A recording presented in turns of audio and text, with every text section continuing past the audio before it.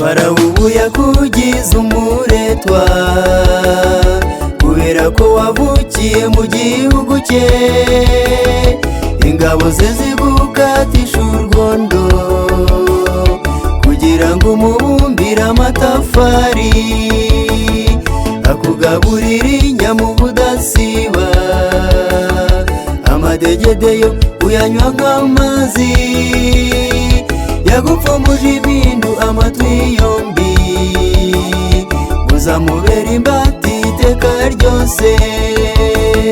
Farawo ubu yakugize umuretwa kubera ko wavukiye mu gihugu cye, ingabo ze zigukatisha urwondo kugira ngo umubumbire amatafari, akugaburire inyama ubudasiba, amadegede yo uyanywa nk'amazi, yagupfumuje ibindu amatwi yombi, muzamubera imbata iteka ryose.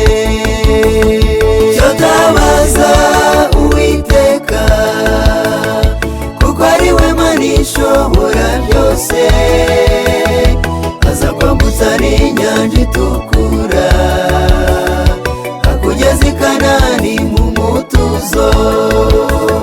Cyo tabaza Uwiteka kuko ari we Mana ishobora byose, aza kwambutsa n'inyanja itukura, akugeza i Kanani mu mutuzo.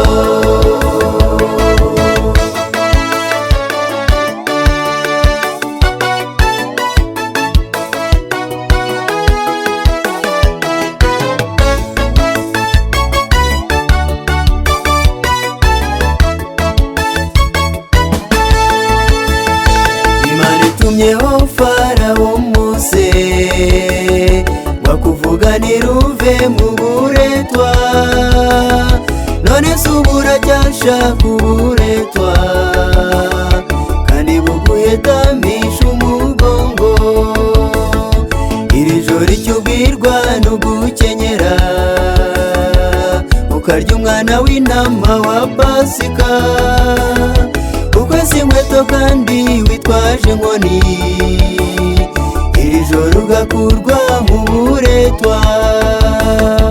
Imana itumyeho Farawo Mose wakuvuganira uve mu buretwa, none se ubu uracyashaka uburetwa kandi buguhetamisha umugongo.